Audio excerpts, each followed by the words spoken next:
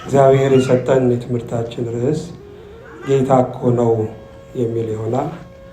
ቅድም ቅዳሴው ላይ ሲነበብ ሰምታችሁታል። የዮሐንስ ወንጌል ምዕራፍ 21 እና እሱን የዕለቱን ወንጌል ለማየት እንሞክራለን። የእውቀትና የጥበብ ባለቤት አምላካችን እግዚአብሔር ነውና የቃሉን ፍቺ እንዲያብራራልን ጥበቃው በዙሪያችን ማዳን በረከቱ በመካከላችን እንዲሆንልን እግዚአብሔር ተናገረ እኔ ደግሞ ሰማሁ እንድንል ጸጋው እንዲበዛልን ቅዱስ ፈቃዱ ይሆንልን።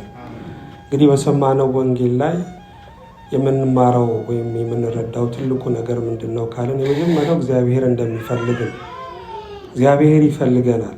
ምክንያቱም ያለሱ እንደማይሆንልን ስለሚያውቅ ነው። ያለሱ እንኳን መራራው ጣፋጩም እንደማይጣፍጠን ስለሚያውቅ ያለ እርሱ ሕይወት እንደሌለን በረከት እንደሌለን ስለሚያውቅ እግዚአብሔር ይፈልገናል። ከገነት ጫካ እስከ ቤተልሔም፣ ከቤተልሔም እስከ ቀራንዮ፣ ከቀራንዮ እስከ ሕይወታችን ደጃፍ ክርስቶስ የፈለገን ለዛ ነው። ክርስቶስ እኛን የሚፈልገን ስልጣኑን ለማጽናትም አይደለም። እሱ ዓለም ከመፈጠሩ አስቀድሞ የነበረ ንጉሥ ነው። ቅድመ ዓለም ወእስከ ለዓለም ሀሎ እግዚአብሔር በመንግስቱ እግዚአብሔር በትስልስቱ እግዚአብሔር በመለኮቱ የተባለለት ጌታ ነው። መላእክት ሳይፈጠሩ ዓለም ሳይፈጠር መባረክት ሳይመዘዙ ደመናት ሳይሳቡ መዓልትና ሌሊት ሳይጀምሩ ጊዜ የሚባል ታሪክ የሚባል ነገር ሳይኖር እግዚአብሔር ግን ንጉሥ ነበረ። ስለዚህ እሱ እኛን የሚፈልገን ለንግስናው መንግስቱን ለማጽናት ሳይሆን እኛ ለእርሱ እንደማይሆንልን ስለሚያውቅ ነው። ይህንን እንማራለን። ይህ ብቻ አይደለም፣ ለእኛ ጀርባ የሌለው ጌታ መሆኑን በዚህ ታሪክ ውስጥ እንረዳለን።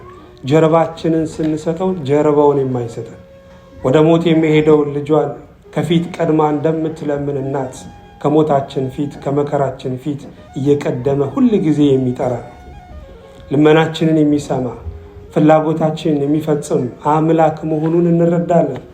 ይህ ብቻ አይደለም፣ አስተምሮ የማይታዘብም መሆኑን ደቀ መዛሙርቱን መቼም አይታቸዋል። 3 ዓመት በዋለበት ውለው ባደረበት አድረው የክርስቶስን ትምህርት ሲሰሙ ሲማሩ ነበሩ። ግን ሙቶ የቀረ መስሏቸው ተስፋ ቆርጠው ደግሞ መሪ መርጠው ጴጥሮስን መርጠው ወደ ቀደሞ ተግባራቸው ወደ ጥብርያዶስ ገሊላ ባህር ሲሄዱ እናያቸዋለን። ክርስቶስ ግን በእውነት ካሉበት ቦታ ድረስ መጥቶ ወደ ቀደመ ማንነታቸው ድጋሚ ሲመልሳቸው እናያለን እና አስተምሮ አይታዘብም። ኃጢአታችንን እየዘረዘረ አያሳክክም። ከባቴ ያበሳ ጉድን ሸፋኝ ነውርን ሸፋኝ የሆነ እንደገና ድል የሚሰጥ አምላክ መሆኑን በዚህ ታሪክ ውስጥ እንማራለን። ቶሎ አለፍ አለፍ እያለን ታሪኩን ለማየት እንሞክራለን። ሲጀምር ከዚህ በኋላ ኢየሱስ በጥብርያዶስ ባህር አጠገብ ለደቀ መዛሙርቱ እንደገና ተገለጠላቸው ይላል። እንደገና የሚለው ቃል ደስ ይላል። ምክንያቱም እግዚአብሔር ለልጆቹ እንደገና እድል የሚሰጥ አምላክ ነው። አብርሃም የእንደገና አምላክ እንደገና እድል ባይሰጠው ኖሮ ከጣዖት ቤቱ አይወጣም ነበር። ሙሴም እንደገና እድል ባይሰጠው ኖሮ ከነፍሰ ገዳይነቱ አይላቀቅም ነበር። ጴጥሮስንም ብናይ ጳውሎስንም ብናይ በእውነት እንደገና እድል ስለተሰጣቸው ነው ለቤተ ክርስቲያን ብርሃን የቤተ ክርስቲያን መዶሻ መሆን የቻሉት። ዛሬም እግዚአብሔር እንደገና እድል ይሰጠናል። በእውነት የንስሐ እድልን ይሰጠናል። ስለዚህ እንደገና ሲገለጥላቸው እናያለን። ይሄ ብቻ አይደለም፣ ተገለጠ ነው የሚለው። ስለዚህ የእግዚአብሔር ጉዳይ የመገለጥ ጉዳይ ነው። እግዚአብሔር በስጋ ምርምር በስጋ ልፋት የሚገኝ አይደለም። አባቶይ የሰማይና የምድር ጌታ ይህንን ከአዋቂዎች ሰውረ ለሕፃናት ስለገለጥክላቸው አመሰግናለሁ ነው የሚለው። ስለዚህ የእግዚአብሔር ጉዳይ በሊቅነትም አይገባም፣ አንዳንዴ በምሁርነትም አይገባም። እንደ ሕፃን የዋህ እንደ ሕፃን አማኝ ስንሆን ብቻ የሚብራራ ነው የእግዚአብሔር ነገር። ስለዚህ ተገለጠላቸው። እንዲህም ተገለጠ። ስምዖን ጴጥሮስና ዲዲሞስ የሚባለው ቶማስ፣ ከገሊላ ቃና የሆነ ናትናኤልም፣ የዘብዴዎስም ልጆች ከደቀ መዛሙርቱ ሌሎች 2 በአንድነት ነበሩ። እዚህ ጋር ስንቆጥራቸው ወደ 7 ይመጣሉ። እነዚህ 7ቱ ወደ ጥብርያዶስ ባህር በጴጥሮስ መሪነት ሲሄዱ ነው የምናያቸው። ለምን ይሄዱ? የመጀመሪያው ተስፋ ስለቆረጡ ነው። እቺም የሰው ልጅ ተስፋ ሲቆርጥ ከባድ ነው። የቀረበውን የሚያርቀው የያዘውን የሚጥለው የሰው ልጅ ተስፋ ሲቆርጥ ነው። ከዚህ በፊትም በተደጋጋሚ እንደተባለው ተስፋ ከሌለው እግረኛ ይልቅ ተስፋ ያለው ሽባ ካሰበበት ይደርሳል። ተስፋ መቁረጥ፣ ጭንቀት ደግሞ ዓይንን ያሳውራል ወገኖች። ስለዚህ ተስፋ ስለቆረጡ ወደ ጥብርያዶስ ባህር ሲሄዱ እናያቸዋለን። ይሄ ብቻ አይደለም፣ ጌታችን ቀጥሯቸውም ስለነበረ ነው። ከተነሳው በኋላ በገሊላ ቀድማቸዋለሁ ብሏቸው ስለነበረ ከሞት በኋላ ቀጠሮ ይዞ በገሊላ እንደሚገናኙ ስለነገራቸው ያን ተስፋ አድርገው ወደ ጥብርያዶስ ባህር ሲሄዱ እናያቸዋለን። ይሄ ብቻ አይደለም፣ አሁንም ርቧቸው ነው። ክርስቶስ ከመሞቱ በፊት ከመሰቀሉ በፊት ክርስቶስን የሚያምኑ አማኞች በሚሰጡት መባ ነበር የሚኖሩት ደቀ መዛሙርት። ይሄ ብቻ አይደለም፣ 2 ዓሣ 5 ቂጣ እየባረከ ነበር የሚሰጣቸው። አብዝቶ ነበረ ሲሰጣቸው ሲመግባቸው የነበረው። አሁን ያ ስለሌለ ስለራባቸው ወደ ጥብርያዶስ ባህር ሲሄዱ እናያቸዋለን። ስምዖን ጴጥሮስ ዓሣ ላጠምድ እሄዳለሁ አላቸው። እነርሱም እኛም ካንተ ጋር እንመጣለን አሉት። መጥተውም ወደ ታንኳይቱ ገቡ። በዚያም ሌሊት ምንም አላጠመዱም ይላል። ልብ አድርጉ፣ እስራኤላውያን ብዙ ጊዜ ዓሣ የሚያጠምዱት በቀኑ ክፍል ሳይሆን በሌሊቱ ክፍል ነው። ምክንያቱም በቀኑ የሰውየው ጥላ ባህሩ ላይ ስለሚያርፍ ዓሣዎቹ ይሸሻሉ። ይሄ ብቻ አይደለም፣ በቀን ፀሐዩ የባህሩ የላይኛው ክፍል ላይ ስለሚያርፍ ስለሚሞቃቸው ዓሣዎቹ ወደ ታች ወደ ባህሩ ወለል ላይ ሄደው ይተኛሉ። ብዙ ጊዜ ዓሣ የሚያጠምዱ ሰዎች በቀን ሳይሆን በሌሊቱ ክፍል ነው የሚያጠምዱት። ዓሣ በሚገኝበት በሌሊቱ ክፍል ደቀ መዛሙርቱ ዓሣ ሳያገኙ፣ ዓሣ በማይገኝበት በቀኑ ክፍል መረባቸው ሳይቀደድ 153 ዓሣ የተገኘላቸው በማን ታምር ነው ወገኖች? በእግዚአብሔር ታምር። ስለዚህ እግዚአብሔር ለዓሣውም ያስፈልጋል ማለት ነው። እግዚአብሔር ለነፍስ ብቻ ሳይሆን ለምድሩም በረከት እግዚአብሔር ያስፈልጋል። ተምሮ በእውቀት ጎዳና ለመጓዝ፣ ነግዶ ለማትረፍ፣ ወልዶ ለመሳም፣ ዘርቶ ለመቃም እግዚአብሔር ያስፈልጋል። ያለኔ ምንም ልታደርጉ አትችሉም ተብሎ ተጽፏል። በመዝሙረ ዳዊት ላይም እግዚአብሔር ቤትን ካልሰራ ሰራተኞች በከንቱ ይደክማሉ። እግዚአብሔር ከተማን ካልጠበቀ ጠባቂዎች በከንቱ ይደክማሉ ተብሎ ነው የተጻፈ። ቤትን የሚሰራ እግዚአብሔር ነው። ትዳርን የሚያቆም እግዚአብሔር ነው። ኑሮን የሚያሳምር እግዚአብሔር ነው ወገኖች። ያለ እርሱ ግን ምንም አይሆንም። ያለ እርሱ ህብረትም አንድነት የለውም።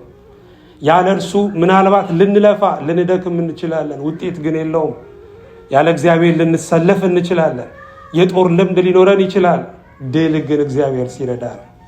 ያለ እግዚአብሔር ትዳሩም ቢሆን የዋሻ ጉዞ ነው፣ የማያልቅ ተከፍሎ የማያልቅ የአክሲዮን ጉዞ ነው፣ ሆድም ብቻ የሚሞላ አይምሮን ግን የማያረካ ነው። ያለ እግዚአብሔር ስልጣኑም ቢሆን የሞት መንገድ ነው፣ ዝናም ጭንቀት ነው። እሱ ሁሉ በሁሉ የሆነ ጌታ ነው። ስሙ የተመሰገነ ይሁን። ስለዚህ ዓሣ በሚገኝበት ክፍል ዓሣ አላገኙም። ክርስቶስ ግን መጥቶ ዓሣ ሲሰጣቸው እናያለን። በነጋም ጊዜ ኢየሱስ በባህር ዳር ቆመ። ደቀ መዛሙርቱ ግን ኢየሱስ መሆኑን አላወቁም። ለምን አላወቁም? የመጀመሪያው ተስፋ ስለቆረጡ ነው። በዚህ በትንቢተ ኢሳይያስ ምዕራፍ 9 ላይ ተጨንቃ ለነበረች ምን አይሆንም ይላል? ጨለማ አይሆንም ይላል። ጭንቀት፣ ተስፋ መቁረጥ፣ መዋከብ ብዙ ጊዜ በጨለማ ይመሰላል ወገኖች። ጨለማ ደግሞ ራስንም ሌላውንም እንዳናይ የሚያደርግ ነው። ስለዚህ ተስፋ ስለቆረጡ አላዩትም። ይሄ ብቻ አይደለም፣ ንጋቱ ገና ነበረ፣ ምሽቱ አልተሸኘም ነበረ፣ ሌሊቱ በማለዳ ገና አልተተካም ነበረ። ስለዚህ በደንብ አልለዩትም፣ አላወቁትም። ይሄ ብቻ አይደለም፣ የትንሣኤ አካል ስለያዘ ያንን ግርማ ያለውን የትንሣኤውን አካል መረዳት ስላልቻሉ አላወቁትም ነበር። ይሄ ብቻ አይደለም፣ አልጠበቁም። ክርስቶስ ከሞት ተነስቶ ይመጣል ብለው አልጠበቁም። ደቀ መዛሙርቱ ብዙ ነገር ክርስቶስ ሲላቸው ይቀበሉ ነበረ። ይሄ ከሞት እነሳሉ የሚለውን ግን ለመቀበል ይቸገሩ ነበር። ብዙ ጊዜ ነው የተገለጠላቸው። መጽሐፍ ቅዱስ እንኳን ስናይ ወደ 11 ጊዜ ተገልጦላቸዋል፣ ግን ይጠራጠሩ ነበር። ስለዚህ አላወቁትም ነበር። እግዚአብሔር ደግሞ የሚታወቀው በእምነት ነው። እግዚአብሔር በመነጽር አይታይም። እግዚአብሔር ጎላ ጎላ ባለ ዓይን አይታይም። እግዚአብሔር የሚታየው በእምነት መንገድ ነው። ብታምኚ እግዚአብሔርን ክብር ታያለሽ አላልኩሽምን ተብላለች እኮ የአልዓዛር እህት ማርያም። ስለዚህ የእግዚአብሔርን ዙፋኑን የማይለወጠውን የማይናወጠውን ዙፋኑን ማየት የምንችለው ክብሩን ማወቅ የምንችለው በእምነት መንገድ ነው። ኢየሱስም ልጆች ሆይ አንዳች የሚበላላችሁን አላቸው። የለንም ብለው መለሱለት። ልጆች ሆይ አላቸው። አዲስ አጠራር ነው። ከዚህ በፊት ወንድሞች ሆይ ነበር የሚላቸው። ዛሬ ግን ልጅነት በሞቱ ተመልሷልና አዳም ያጣውን ጸጋ፣ አዳም ያጣውን በረከት በክርስቶስ ሞት ተመልሷልና ልጆች ሆይ አላቸው። ችግራቸውን አያውቅም እንዴ? መብል የጠየቃቸው አንድ አሳ እንኳን አልያዙም እኮ። እሱ ሁሉን ያውቃል። ልብ ያሰበውን ኩላሊት ያመላለሰውን እግዚአብሔር ያውቃል። እዚህ እንኳን ቁጭ ብለን የምናስበውን ነገር ሁሉ እግዚአብሔር ያውቃል። የሰው ሁሉ ልብ እንደ አደባባይ የሚታይለት ጌታ ነው ወገኖች። የኤማውስን መንገደኞች እንኳን ታስታውሳላችሁ። ስለምንድን ነው የምታወሩት ብሎ እኮ ሲጠይቃቸው እናያለን። አያውቅም እንዴ? ያውቃል። ግን የረሱትን ነገር ደግመው እንዲናገሩ ይፈልጋል። የረሳነውን ነገር ደግመን ስንናገር ያ ዋናውን ነገር እናስታውሳለን፣ ውልብ ይልልናል። ችግራችንን ደግመን እንድንናገረው እግዚአብሔር ይፈልጋል። ሊረዳን ስለሚፈልግ ነው። ሊያግዘን ስለሚፈልግ ነው። አንዳች የሚበላላችሁን አላቸው። እነሱም የለንም አሉት። እርሱም መረቡን በታንኳይቱ በስተቀኝ ጣሉት፣ ታገኙም አላችሁ አላቸው። ስለዚህ ጣሉት። በዚህም ጊዜ ከዓሣው ብዛት የተነሳ ሊጎትቱት አቃታቸው። በቀኝ በኩል ጣሉት አላቸው። ቀኝ ብዙ ጊዜ ስልጣንን የሚያሳይ ነው። መቻልን፣ ኃይልን የሚያሳይ ነው። በተለይ በአይሁድ ማህበረሰብ ቀኝ እንደ መልካም ዕድል የሚቆጠር ነው። ቀኝ የእግዚአብሔር ልጅ ክርስቶስም ቀኝ ይባላል። ስለዚህ በቀኝ ጣሉት አላቸው። ይሄ ብቻ አይደለም። ደቀ መዛሙርቱ በቀኝ በኩል ሲጥሉ ክርስቶስ ደግሞ የነበረው ቁሙ ያለው በቀኛቸው በኩል ስለነበረ መረቡን ሲጥሉት የበለጠ ወደ ክርስቶስ እየቀረቡ ይመጣሉ። እንዲቀርቡት ስለፈለገ ነው። ዛሬም እግዚአብሔር እንድንቀርበው ይፈልጋል። አልፈነው እንድንሄድ አይፈልግም። ወደ እሱ ብቻ እንድንመጣም አይደለም፣ ከእሱም ጋር እንድንቆይ እግዚአብሔር ይፈልጋል። እናንተ ይሄ ክርስቶስ የሚባለው ሲጠራ ሲነገር ደስ ይለኛል ብለን ወዲያው እንድንረሳው እግዚአብሔር አይፈልግም። የዘላለም ወዳጅ፣ የኪዳን ወዳጅ እንድናደርገው ይፈልጋል። ስለዚህ ወደ እሱ እንዲቀርቡ በቀኝ በኩል እንዲጥሉ አዘዛቸው። ይሄ ብቻ አይደለም፣ የመጀመሪያውን ጥሪም እንዲያስታውሱ ነው። ደቀ መዛሙርቱን ለመጀመሪያ ጊዜ የጠራቸው በጥብርያዶስ ባህር ነው። ያንን ያጡትን ዓሣ ሰጥቶ ነው የጠራቸው። ዛሬም ልክ እንደዚሁ ለማስታወስ በጥብርያዶስ ባህር በቀኝ በኩል ጣሉት ሲላቸው መረባቸው እናያለን። ያኔም የጠራኋችሁ እኔ ነኝ፣ ዛሬም ደግሞ ማጸናችሁ እኔ ነኝ ሲል ነው። እነሱም ታዘዙለት ይላል። እንደ ቃሉ መረባቸውን ጣሉ። ዛሬም እግዚአብሔር ከኛ የሚፈልገው መታዘዝ ነው። እንደው ጌታ ሆይ ቃል ግሩም ነው ብለን አድንቀን ብቻ እንድንሄድ አይፈልግም። ታዛዦች እንድንሆን ይፈልጋል። አው ሰላም የምኞት ውጤት አይደለም። በረከት የምኞት ውጤት አይደለም። የመታዘዝ ነው። እሺ ብትሉ የምድርን በረከት ትበላላችሁ ነው የሚለው። እምቢ ብትሉ ግን ሰይፌ ይበላችኋል። ስለዚህ ለእግዚአብሔር እሺ ማለት በረከት ሲሆን፣ እምቢ ማለት ግን ራስን መርገም ነው ወገኖች። ታዘዙት። ኢየሱስ ይወደው የነበረውም ደቀ መዝሙር ጴጥሮስን ጌታ እኮ ነው አለው። የረዳን ጌታ እኮ ነው።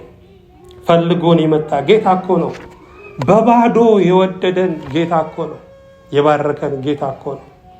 አስተምሮ ያልታዘበን ጌታ እኮ ነው። በማንነቱ በአምላክነቱ በፍቅሩ ሁል ጊዜ በቦታው የሚገኘው ጌታ እኮ ነው። በደላችንን ኃጢአታችንን ይቅር የሚል ጌታ እኮ ነው። ለመኖር እንደገና እድል የሰጠን ጌታ እኮ ነው ሲለው ዮሐንስ በጴጥሮስ እናየዋለን። ስለዚህ ስምዖን ጴጥሮስ ጌታ መሆኑን በሰማ ጊዜ ራቁቱን ነበርና ልብሱን ታጥቆ ወደ ባህር ራሱን ጣለ ይላል። የሚገርም ነው። አይሁድ አሳ ሲያጠምዱ ብዙ ጊዜ ራቁታቸውን ሆኖ ነው የሚያጠምዱት። ልክ ግን ከጨረሱ በኋላ ወደ ባህሩ ወደብ ሲደርሱ ልብሳቸውን ይለብሳሉ። ምክንያቱም በሰው ፊት ራቁትን መቆም ራስን ማዋረድ ብቻ አይደለም፣ ሰውንም አለማክበር ነው። ስለዚህ ጴጥሮስ እርቃኑን ነበረ። ልክ ጌታ መሆኑን ሲያውቅ መጀመሪያ ልብሱን ታጠቀ፣ ልብሱን ለበሰ። ከዛ ግን ደቀ መዛሙርቱ እንዲያዘገዩት አልፈለገም። ከነ ልብሱ ባህር ውስጥ ሲገባ እናየዋለን። ዛሬስ የሚያዘገዩንን ነገሮች ትተን መምጣት እንችላለን ወይ? ሎጥ ከሚስቱ ጋር አብሮ ቢዘገይ ኑሮ ሌላ ሁለተኛ የጨው ሐውልት እናይ ነበር እኮ። ቶሎ ቶሎ አለፍ ብለን እንየዋለን። ዝቅ ብሎ ምን ይላል? ሌሎች ደቀ መዛሙርት ግን ከምድር 200 ክንድ ያህል እንጂ እጅግ አራቁም ነበረና ዓሣ የሞላውን መረብ እየሳቡ በጀልባ መጡ። ወደ ምድርም በወጡ ጊዜ ፍምና አሳ በላዩ ተቀምጦ እንጀራም አዩ ይላል። ደስ ይላል። ጌታ ደግሶ ጠበቃቸው። ፍም፣ እንጀራ፣ አሳ አዘጋጅቶ። አይገርም? አንድ ሰው እኮ ሀገሩን ክዶ ወደ ሀገሩ መለሳለሁ ቢል ምናልባት የሚጠብቀው የሞት ፍርድ ነው። ክደው ለሄዱ ሰዎች፣ ተጠራጥረው ለሄዱ ሰዎች እንዲህ ደግሶ ተቀበላቸው። ስሙ የተመሰገነ ይሁን። ዛሬም ሺህ ምዕራፍ ስንርቀው ሺህ ምዕራፍ የሚከተለ ክርስቶስ በእውነት እንዲህ አይነት አምላክ ነው። ስሙ የተመሰገነ ይሁን። ኢየሱስም አሁን ካጠመዳችሁት አሳ አምጡ አላቸው። ስምዖን ጴጥሮስም ወደ ጀልባይቱ ገብቶ 153 ታላላቅ አሳዎች ሞልቶ የነበረውን መረብ ወደ ምድር ጎተተ። ይህንንም ያህል ብዙ ሲሆን መረቡ አልተቀደደም። 153 አሳ። ብዙ የመጽሐፍ ቅዱስ ሊቃውንት ሶስቱን የሥላሴ ምሳሌ ነው ይላል። 50 የእስራኤል፣ 100 ደግሞ የአሕዛብ፣ መረቡ ደግሞ የወንጌል። ስለዚህ በወንጌል መረብነት ከሕዝብም ከቋንቋም ብዙ ሰዎች እንደሚጠመዱ የሚያሳይ ነው። ይሄ ብቻ አይደለም። ጀልባው የቤተ ክርስቲያን፣ ባህሩ የዓለም፣ መረቡ የወንጌል፣ አሳዎቹ ደግሞ የምእመናን ምሳሌ ነው። ወይም ደግሞ የዓለምን ሕዝብ ሁሉ ቤተ ክርስቲያን በወንጌል መረብነት ስታጠምድ አቅቶኛል ብላ አንድ ቀን እንኳን የመለሰችበት ጊዜ የለም። ለዛ ነው መረቡ ያልተቀደደው። በመጨረሻም ኢየሱስ ኑ ምሳ ብሉ አላቸው። ከደቀ መዛሙርቱ አንድስ እንኳን አንተ ማነህ ብሎ ሊመረምረው የደፈረ አልነበረም። ጌታ መሆኑን አውቀው ነበርና። አዎ ያሳፍራል። በተደጋጋሚ እየተገለጠላቸው አለማወቅ፣ አንተ ማን ነው ብሎ መጠየቅ ራሱ ያሳፍራል። ኢየሱስም መጣና እንጀራ አንስቶ ሰጣቸው፣ እንዲሁም አሳውን። ኢየሱስ ከሙታን ከተነሳ በኋላ ለደቀ መዛሙርቱ ሲገለጥላቸው ይህ 3ኛ ጊዜ ነው። የመጀመሪያው በዝግ ቤት ፈርተው ተሸሽገው በነበሩበት ሰዓት፣ ሁለተኛ ደግሞ ለቶማስም ሲል፣ 3ኛ ደግሞ አሁንም በጥብርያዶስ ባህር ክርስቶስ ሲገለጥ እናየዋለን። ክርስቶስ ከሙታን ተነስቷል። ሞትን፣ መቃብርን፣ ሲኦልን፣ ቋጥኝን ድል ነስቶ ዳግመኛ ሞት ላይ ይዘው የትንሣኤያችን በኩር ሆኖ በእንዲህ አይነት ክብር መድኃኒታችን ኢየሱስ ክርስቶስ ተነስቷል። ስሙ የተመሰገነ ይሁን። ወስብሐት ለእግዚአብሔር።